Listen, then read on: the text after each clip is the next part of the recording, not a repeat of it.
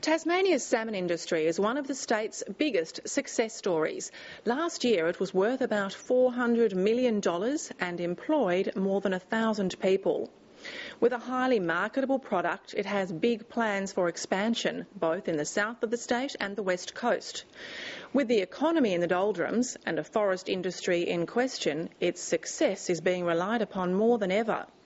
But as the industry continues to grow, so too does the concern about the environmental impacts of fish farming. As Lucy Shannon reports, voices are growing louder, calling for a halt on new developments until current impacts are properly assessed. The coastal town of Dover in Tasmania's far south is home to about 1,000 people. According to the last census, 1 in 4 works in aquaculture. Our family is based down here, so my father and my brother work for Tasmania. Bobby Young runs the local cafe and takeaway.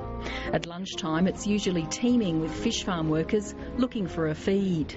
We're close to half, I would say, of the business. But if it wasn't for the salmon industry, we wouldn't be here. Pretty much, as you know, with our family, would have to move elsewhere to find work. It's a sentiment that's repeated from business to business across the town. Pub owner John POSTLETHWAITE credits the salmon industry with providing about 1/3 of his income. With the downturn in the area's other big employer, the reliance is growing. With the forest problems, the forestry, we don't know where that's going now, and a few people are losing their jobs down here and that as well. We really rely on the fish farms. Most of the workers come here and have functions and have drinks and that here. The giant of Tasmania's salmon industry, Tassal, has a marine farm and processing facility at Dover. It has just won final approval to increase production at the facility by almost 50% by 2015. So we're really looking to grow salmon consumption in Australia. It's a great product. It's good for people's health, and we think it's a very climate change friendly product as well going forward. Local businesses are celebrating, but there are some in the community who are deeply concerned about the expansion. The idea of environmental pollution on a big scale is not common knowledge. The anecdotal evidence that we have, and that's reasonable at this point, that there is environmental pollution, isn't always supported by the local people because they would prefer that sort of thing isn't talked about. Jennifer Hadaway and her husband moved to Dover from Victoria 6 years ago after they fell in love with the place on a holiday. Over the years, as president of the local Coast Care group, Mrs Hadaway started to notice disturbing changes in the marine environment. Massive increases in algal growth, changes in water currents and unexplained black marks in wild flathead. She is worried the industry's use of fish feed, antibiotics and copper-based antifoulants could be damaging Port Esperance. In the last 18 months, we have seen mussels, for example, that are larger than 3 centimetres falling off the rocks. I'm not a marine scientist, but I do understand that mussels falling off rocks, particularly large mussels, are indicative of the possibility of copper poisoning. Tassal's Linda Sams has worked in the salmon industry for 25 years, mostly in Canada.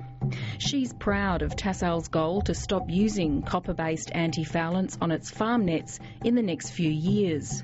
And she strongly disagrees that environmental impacts aren't being properly assessed.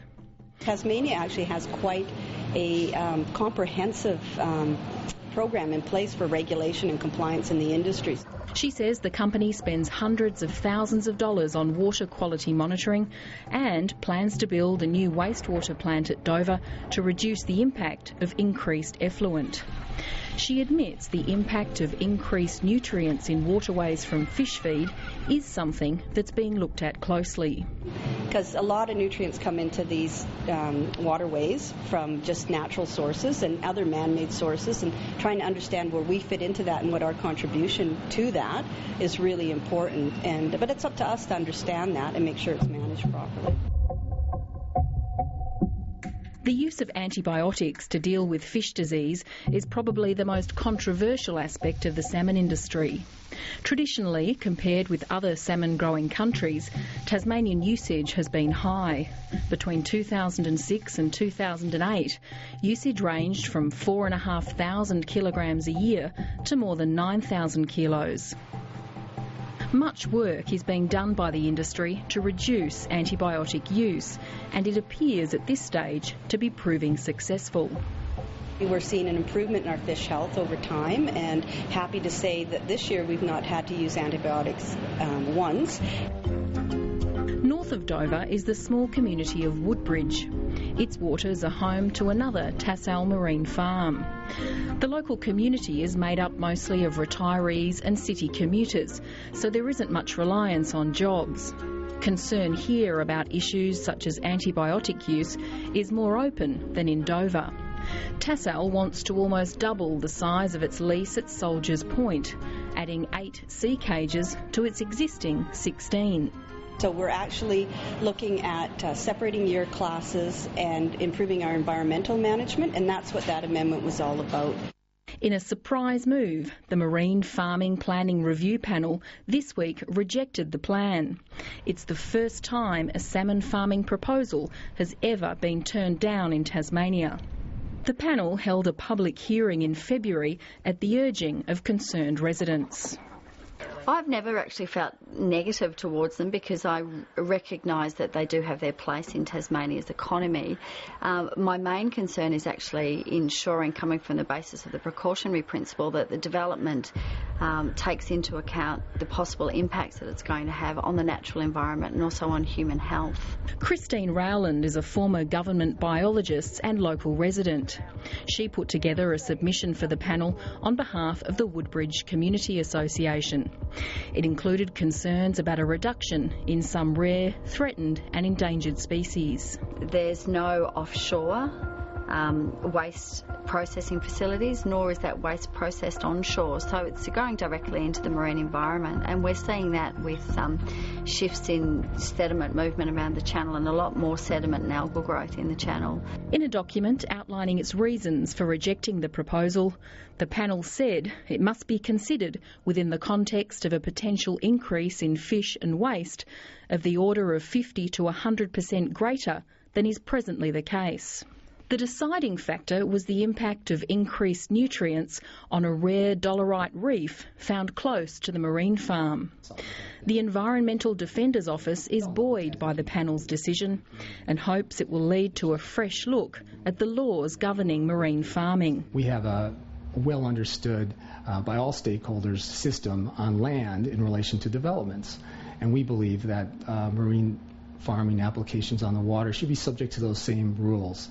But Tasmania's business lobby is concerned.